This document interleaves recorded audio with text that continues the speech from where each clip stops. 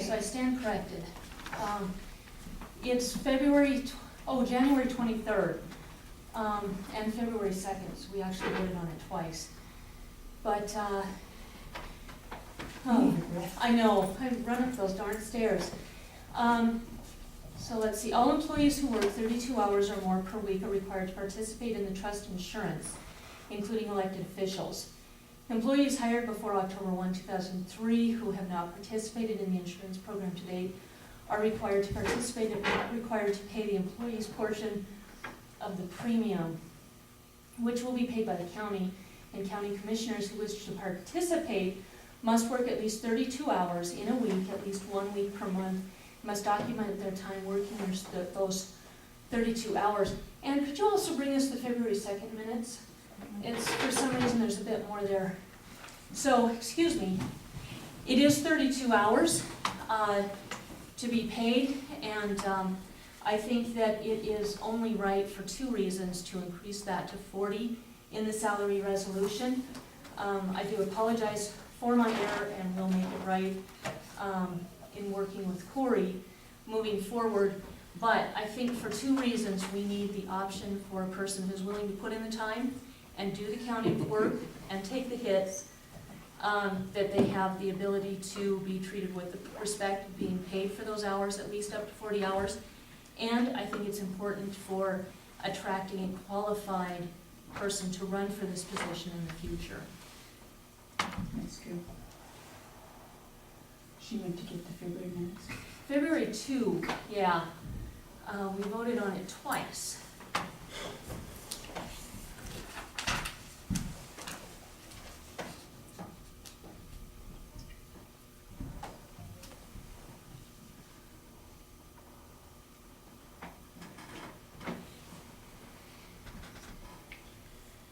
I'll stand at ease for just a minute while Ann runs with those minutes. I guess I might mention something while we're waiting. It's possible we may need to revisit this health insurance issue again anyway. In our work with the Teamsters to finalize and renew the collective bargaining agreement, their representative has communicated to me that the hour requirements might be slightly different, and so we've been comparing documents. I don't have an answer on that yet, but I expect to in the next couple of weeks. And for the moment, we're fine with the Teamsters Trust. They've approved this, but in the event that I find out that we're facing some kind of a different requirement from the trust, then I'll respond. I'll get that to you. The other thing that I was visiting with their lawyer in Seattle on this, and because we're a small county, and they have a lot of small counties, so they're not going to take the, well, we're small, we're different, we should have a different arrangement. But their board would be potentially willing to entertain from us some kind of a request for exception. Doesn't mean they would support it. I suspect they wouldn't, but I guess if we get to a point where this isn't workable for us and we want to try something else, it'd be worth at least, putting some kind of a proposal to their board. But that'd be more down the road. I don't see that as a today issue. What do most of their counties have to do? Or do you know? I don't know, actually.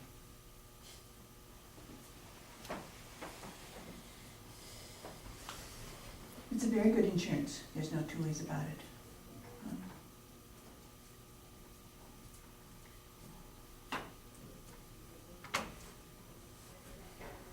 Are you guys opening this up for any comments? On this subject, I'd like to wait for those minutes from February 2 from Ann, we can so do that that. we have all the facts on the ground first. Sure.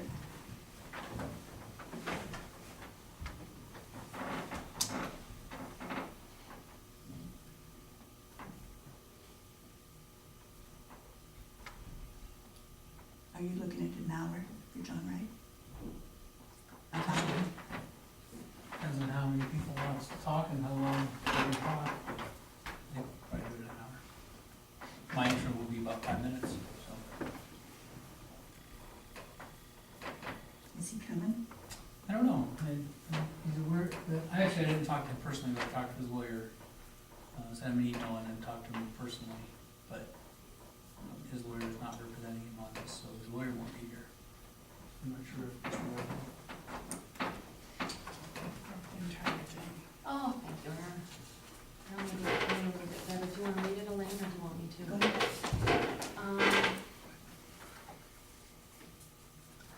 was voted by unanimous vote that all employees who work 32 hours or more per week are required to participate in the Teamsters health insurance, including elected officials.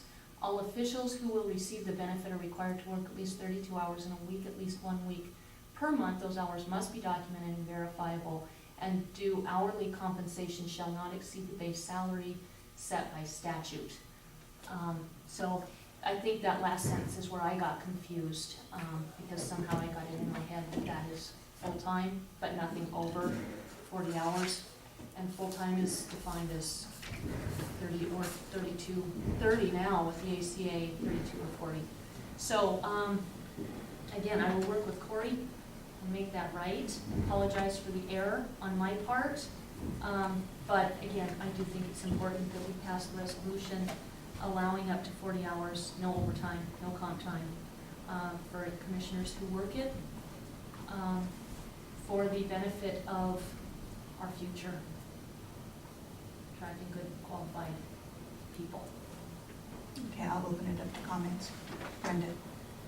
Anybody else want to go first? When I ran for sheriff coroner, I knew there would be overtime hours, and every other elected official knew what the requirements were, as did all three of you.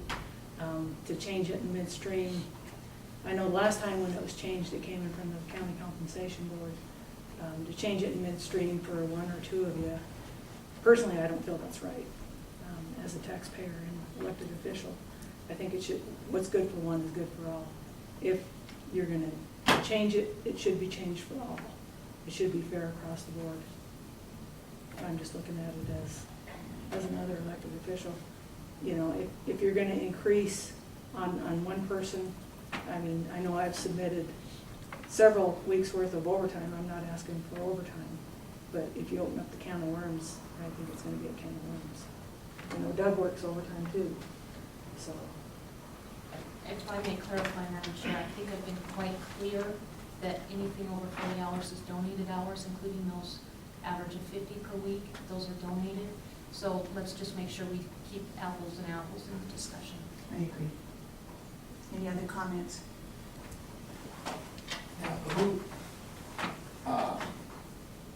I guess I don't Identify quite know yourself. how to word it. Please identify yourself for the camera. Dwayne Holt. If they didn't allow 32 or 40 hours, it was voted on for 32 hours. And say the person got paid for 40 hours, what is the statute to that? Do we go back and get that money back? What do we do? I guess that'd be a question for Corey. Well, I'm not going to figure that out right now. I'm certain that the commission voted on 32, but it does say here 32 or more hours in what the minutes have been approved. It doesn't cap it. I mean, so there is a concern there that it says 32 or more, and 40 is more than 32. So it's, and I wasn't aware of the second time when it was voted on. I didn't pay attention to that one, I guess. So, I mean, I don't know if there was a discussion that happened where it was, in the discussion said over 40 hours, and that's what the plural was going on. I guess I would say this. So number one, I can't answer that today. What I would say is the commission, you have the legal authority to set those hours as you would like to set them. My point is, whatever we do, let's just make it clear so the public knows what to expect and you all know what to expect. The world of elected officials is unique because when you're elected, you're elected and serve at that salary at that time. So every week that I'm here, I'm working well more than 40 hours. However, there's weeks when I'm not here. I'm off for National Guard, all this stuff. And by statute, I still get my full salary, even if I spend 2 weeks of that month doing National Guard stuff. So I feel kind of bad about that, but I also put in so many extra hours that I don't feel that bad. So I think for elected officials, as a general rule, and I've talked to Mako about this, I've talked to our HR people about this, generally, it's a really bad idea. In fact, it's really contrary to the state law to be forcing elected officials to do their hourly, timesheet and all that stuff. we agreed to do it for the health insurance because not because the law requires it, but because the auditors for the Teamsters require it. That's really what started this whole thing. The tail wagging the dog here. So, and so some of this is a messy, this situation made messy because of the union. And I always just say that, from my view, it's within your authority to set the hours. You can't change the compensation rate without going back to the county compensation board. But you can change the hours within your authority. I would just say whatever you decide to do, make it clear so everybody understands what's happening. I would also say that, you know, if the commission wants to go to a full-time commission for all three, that's a significant decision that probably the public would want to weigh in on. And rightfully so. Tim? Madam Chair, Tim Ravendall. You know, under my understanding, the people of Broadwater County have been for years and years pretty much understanding that our three commissioners were part-time at the 26 hours. That was undone with an arbitration audit process requiring, because of the insurance issue, bringing it to 32. The people still are under the belief that we have three commissioners doing equal work to spread that out, and to arbitrarily make a full-time job at 40 hours a week, I don't think is in the interest of what the people believe and understand. That's an internal problem that needs to be worked out, not at the expense of the taxpayer. Thank you. Other comments?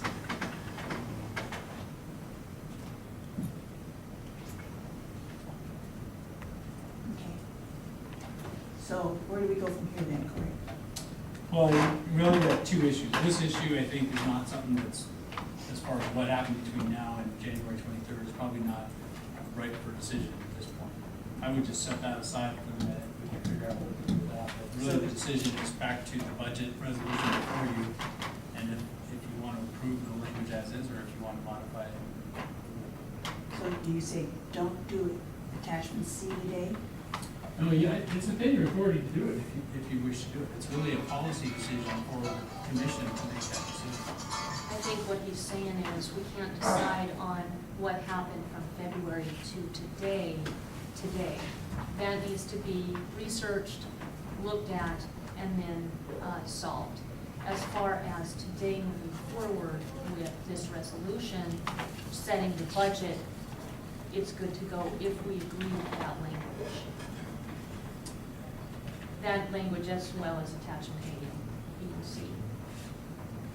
Is that your understanding? That's correct. So I think there's two options. One, approve it as is, or if you have concern about the 40-hour-a-week provision, you could just strike that language and set that up for a future decision and vote on the package other than that. Or there's 3 or 4 or 5 other options of what you could do. I'm gonna actually make a motion that we actually keep that language for one, but a couple of things from Monday. I will move that we infuse the horse rescue with $60,000 from PILT to balance that out with the budget. And that's reflected in attachment A. Also move that we adopt the resolution as stated, as well as attachment A, setting the mills, B, the tax levy requirements report, and C, the resolution, the salary resolution. Is there a second? Well, I will second the motion.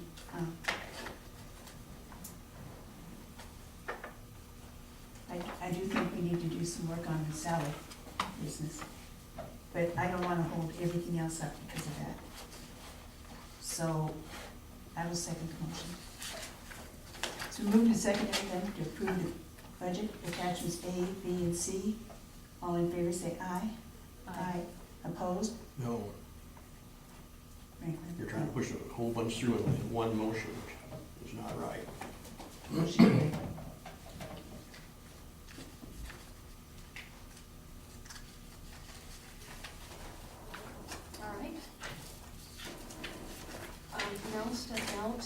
she will be back.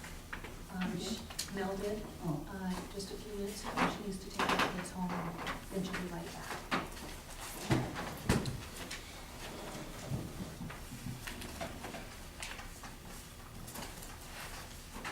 And these are both for the hearing of Mr. Wright.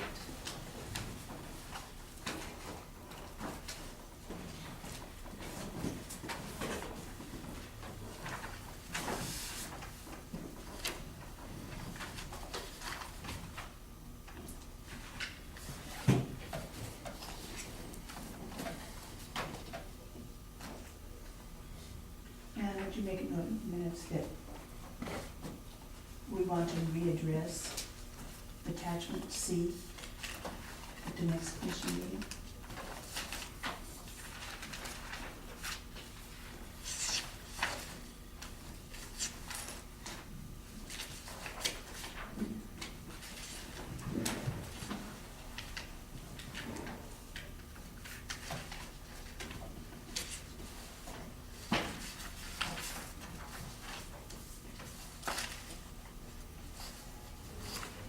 So are you signing any of these?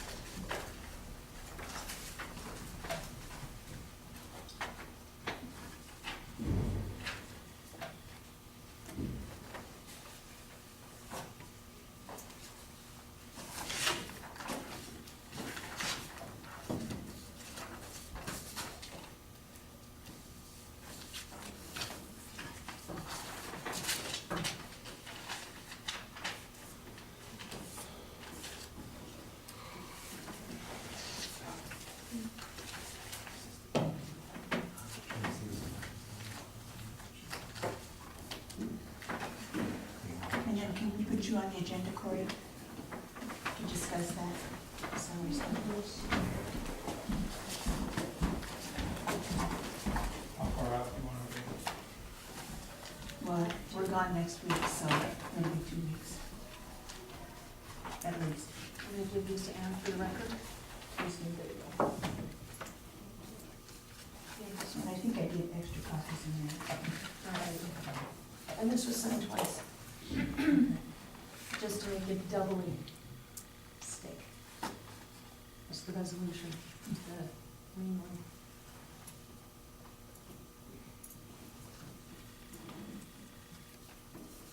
Okay.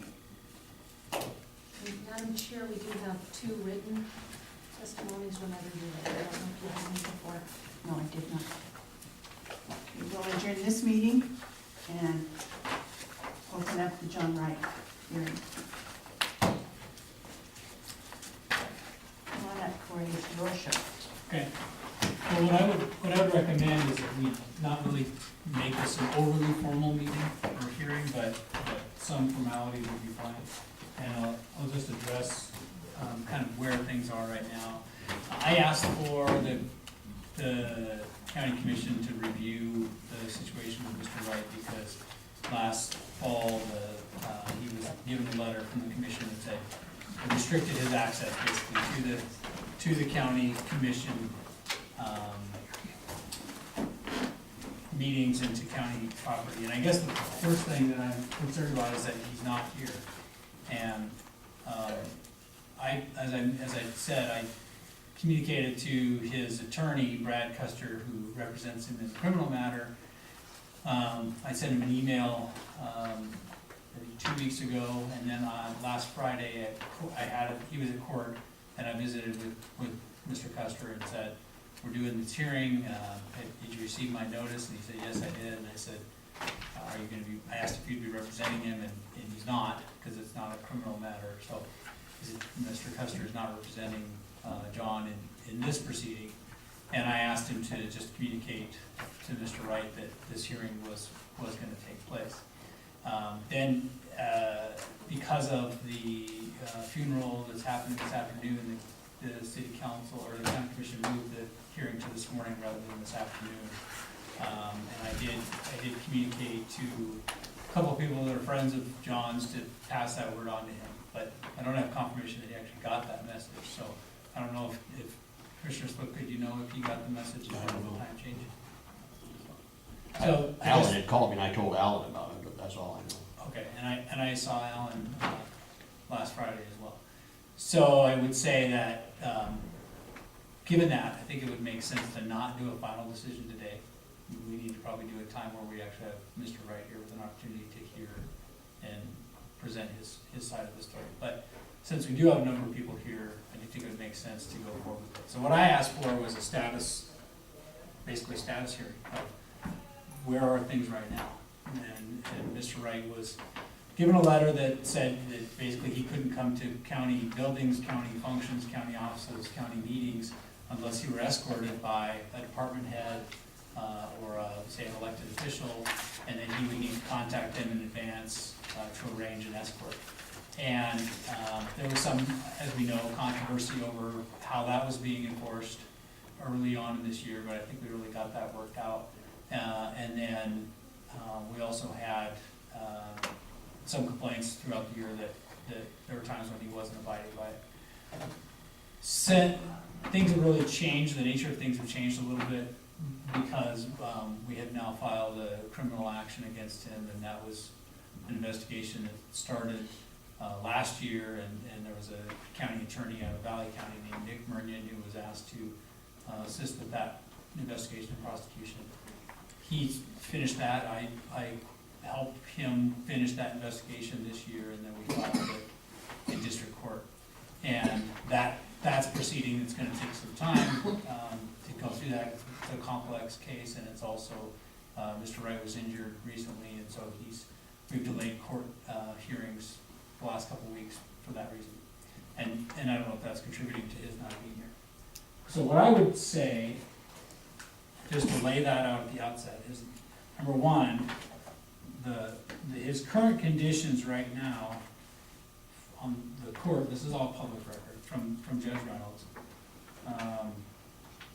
So John Wright is released from custody under the following conditions: no contact with the victim, and then there's 5 identified victims from that case. That he remain law-abiding, that he appear as ordered by the court, that he not leave Broadwater County without permission, that he not have contact with the sheriff or with the county attorney's office without going through his lawyer.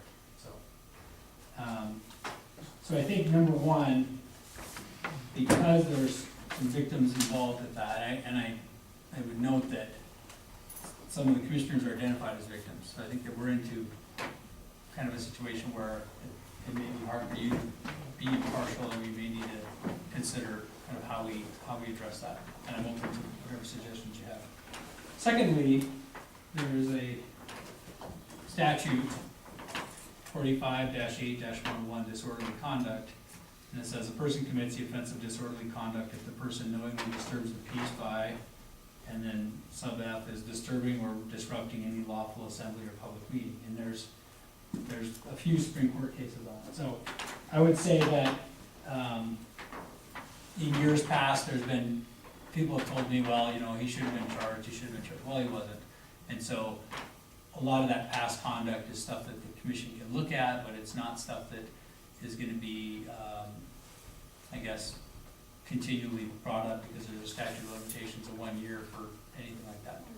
So what I would say is I'm looking for, I guess, input from pro or con people on whether to continue to restrict Mr. Wright.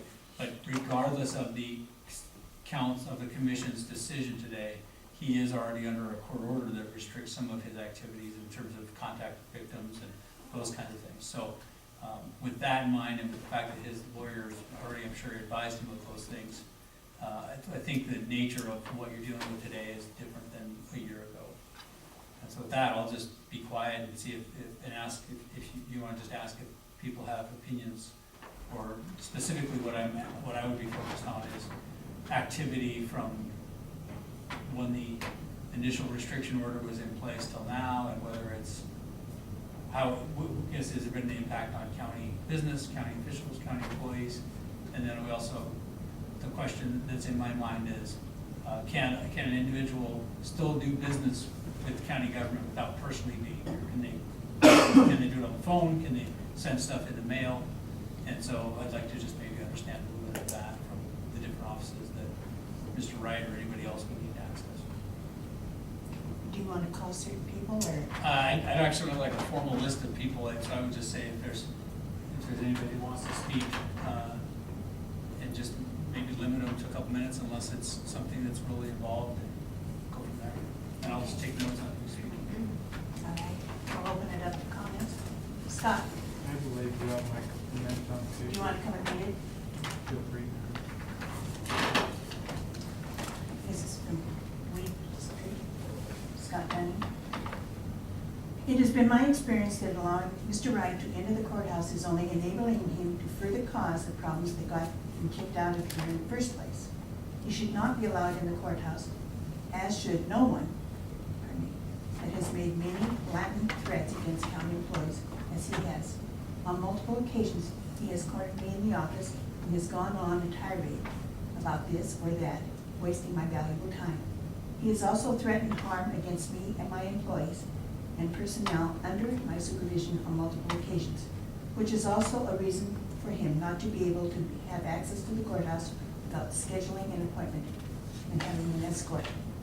I hope that this addresses the issues that have been brought up lately. Please feel free to contact me with further comments or questions. Sincerely, Scott Dunning, Water County Coordinator. Do you want to add anything to that? I would just note that, little clarification on this too, because it says that you're not supposed to have that, whatever. Multiple of the threats have been over the phone from me and the people that I supervise, and I mean, they're serious threats. Federal employees under my supervision on spraying, things like barricading roads with guns in hand.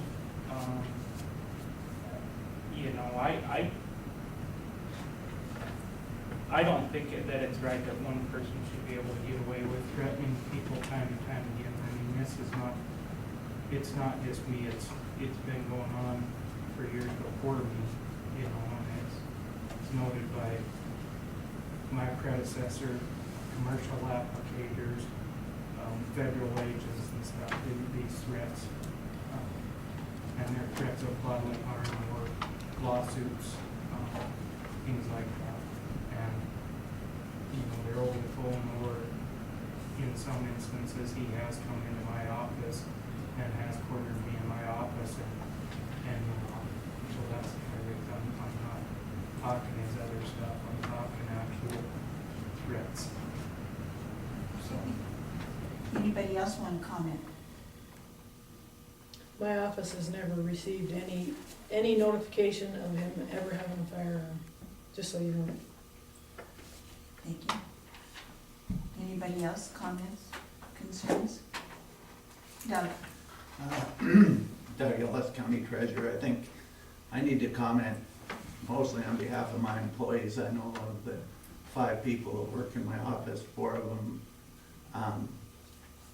do feel intimidated, maybe not threatened, but intimidated by John. When I started working here 14 years ago, one of my first jobs was to go down into the basement of the courthouse and research who had paid the taxes on his property. I went back to 1979 and researched that. It took a pretty good deal of time. And since that time, in 13 years, we've supplied him with numerous deeds, tax receipts, whatever he's asked for. Some of them 4 and 5 times because they're either lost or misplaced, I'm not sure. I'm not saying that I personally have a problem with John. I'm not afraid of him. I'm not intimidated by him. He does disrupt my office a great deal when he comes in. And it's always with the same concern that he has, which has been going on for, as far as I know, 14 years. There was a district court decision that made a ruling on that case, and he still comes in and tells my office that we have the power to overturn this district court ruling, and wants to instruct us on how to do our jobs. He gets belligerent, he's very disruptive when he comes in, and it's been very nice for the last year, having a little peace and quiet. He takes up time that could be used on other, citizens of the county, over and over and over again, and it's always the same thing. If he is allowed back in, I would like to, not sure if this is possible, but, at least in my office,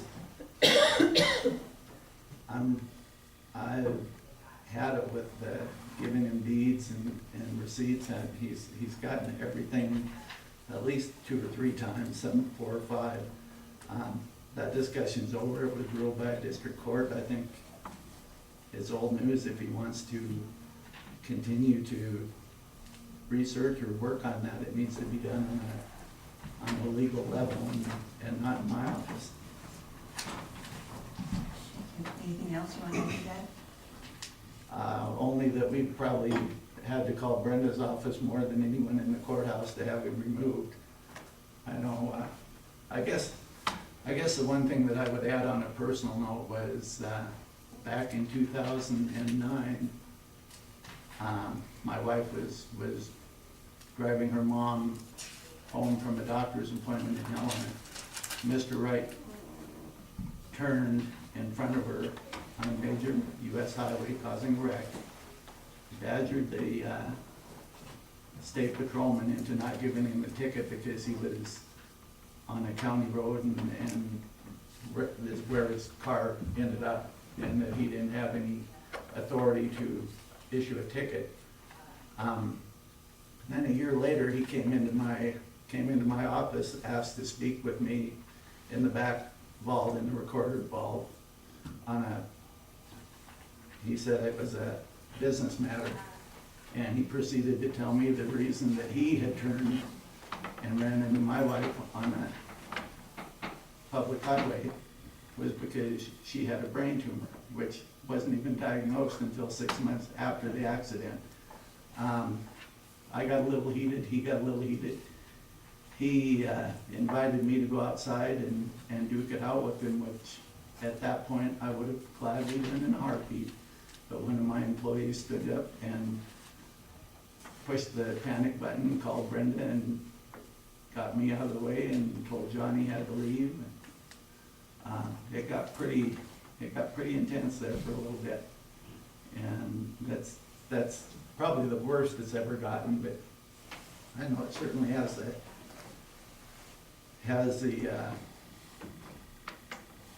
can't think of the word I want to say. It has the ability to escalate to that again in a moment's notice, is what I feel.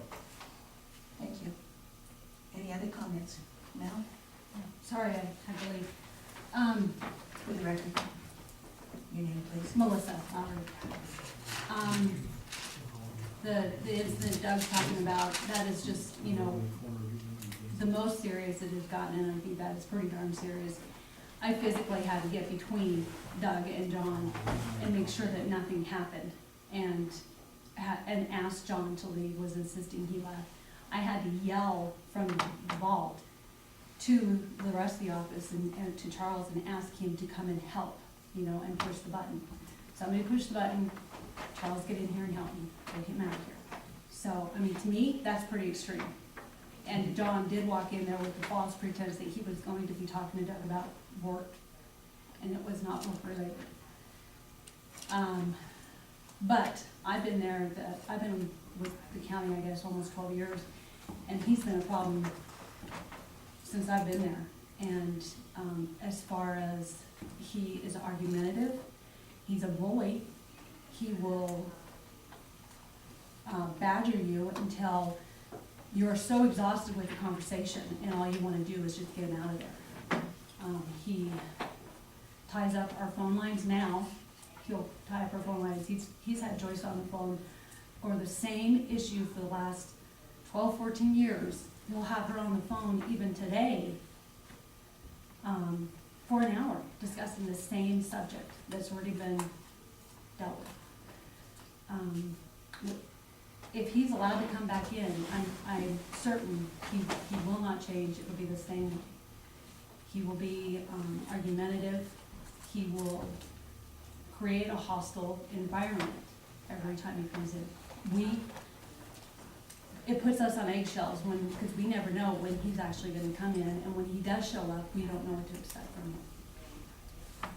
And we shouldn't have to work that way. I've had to push that panic button more times than I can remember, because he starts hooting and hollering and getting, out of hand, so. And I guess, Doug and I were talking about this last night, are we really afraid of him?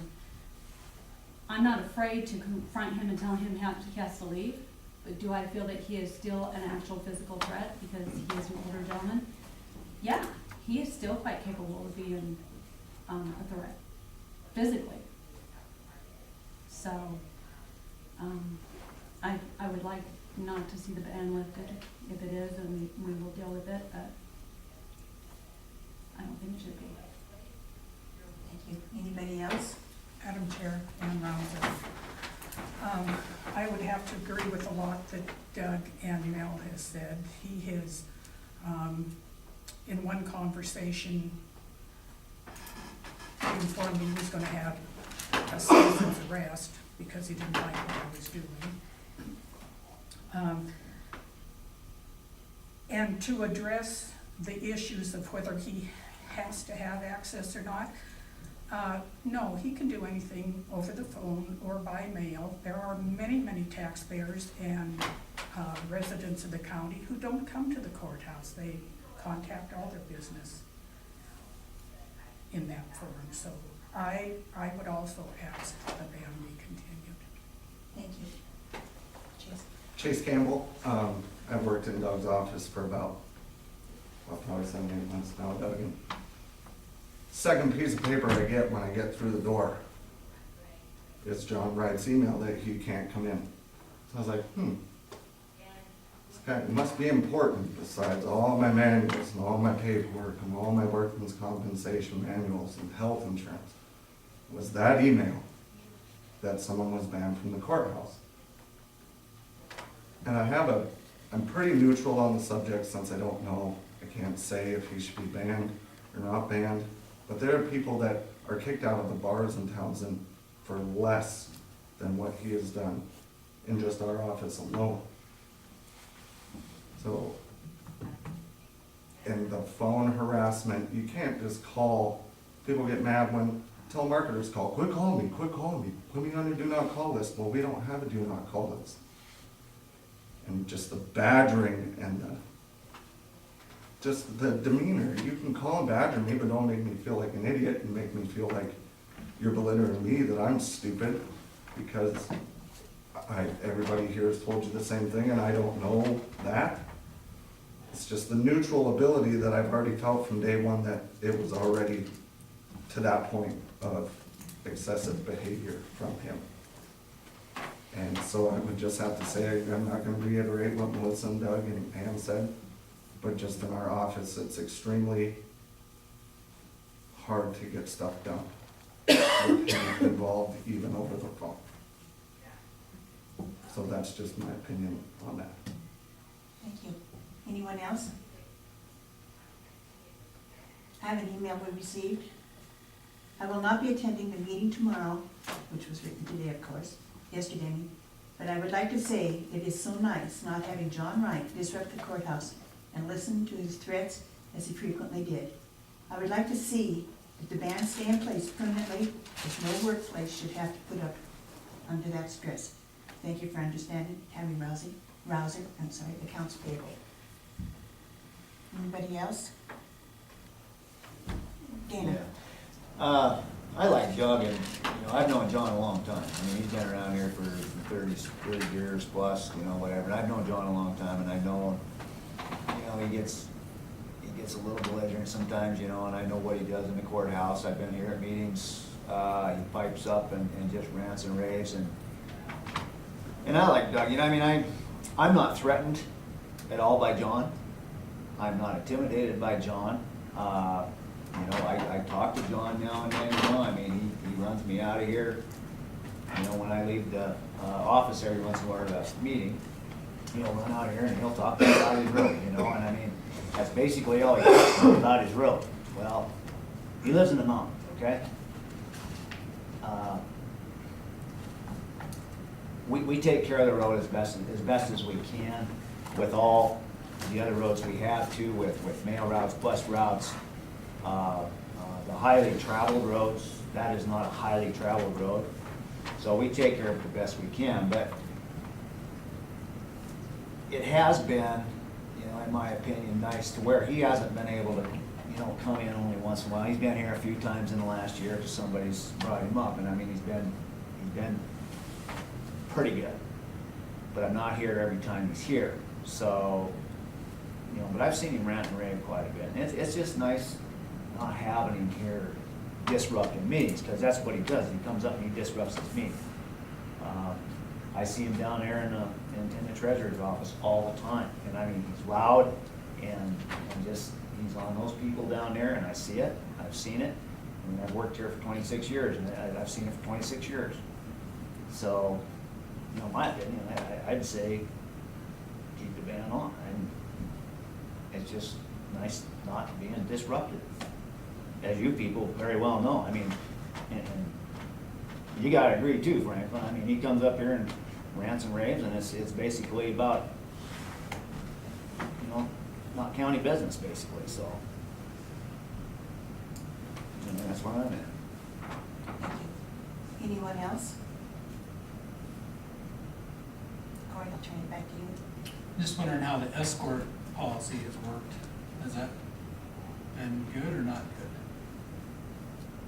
Does anybody want to comment on that? I think it's been good since, when it first went into effect, there was probably 2 or 3 times that he had, in my words, had snuck in and not following that rule. But I think after I said something and some other people said something, I think that we all started cracking down on that. I think it's been everybody's been following pretty well, and I think it works. I mean, I've looked out the window from the counter, and I can see him out there pacing like a caged lion,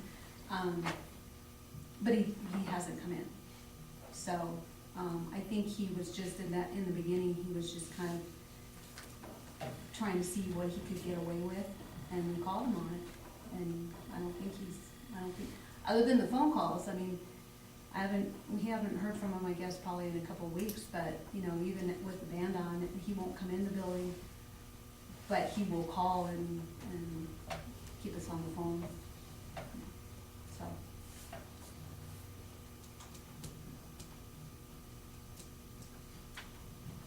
Brenda, can you address maybe perhaps the times that you've been called because of his disruptive behavior? Some of them were warranted, and some of them I feel weren't warranted. Honestly. Is it often, or was it often? It was frequently. Whenever you guys would have a commission meeting and he'd show up, we'd get a panic alarm from the commission meeting, more than anywhere else in the courthouse. Thank you. Does anybody else want to add anything? And as far as the escorts, during the initial, from my understanding from the banning, he was to contact the elected official or department head and make arrangements through them to have them walk him in. And for some reason, they felt that we needed to escort him throughout the building. Well, we don't have enough staff to escort, and once we got that straightened out, that worked a lot better. And then he was calling us saying that, yeah, they won't come get me, no, John, we aren't gonna walk you through the building for this or that, that's not, And once we got him straightened out on that, and as far as the phone calls, when he calls and starts talking about the same thing over and over again, okay, John, goodbye. Click. I mean, I don't monopolize my time.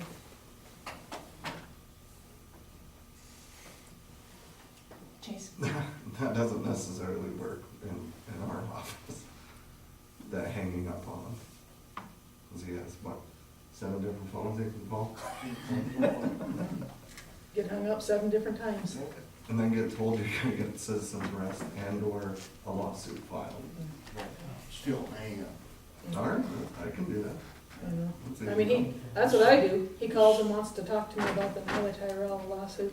John, we've already discussed this, I gotta go by. And hang up, and he don't call back, He's not gonna citizens arrest you anyway.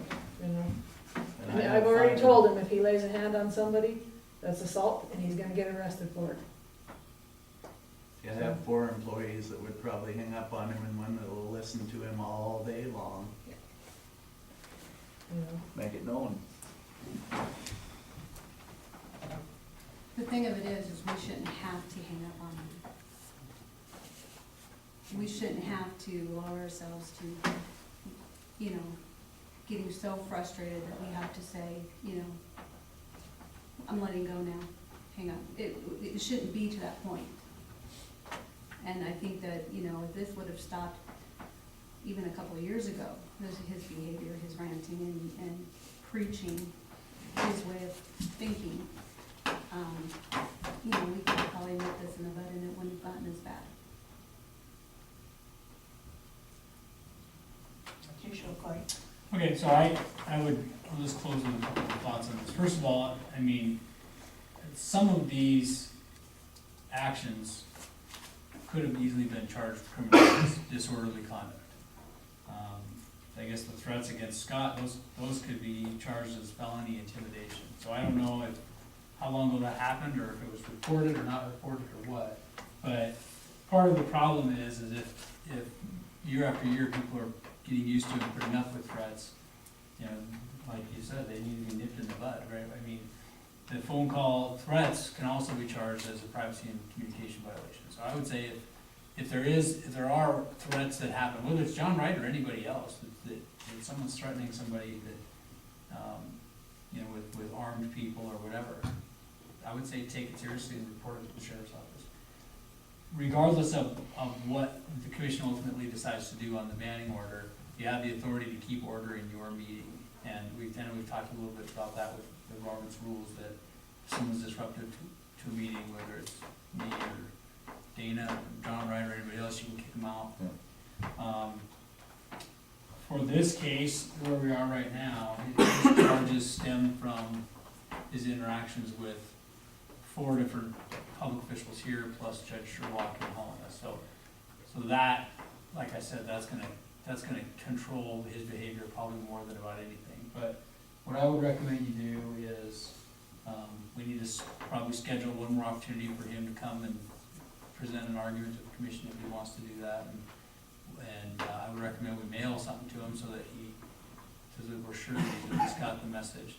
And then, if he doesn't show up, or, you know, then I can give you a recommendation on what to do.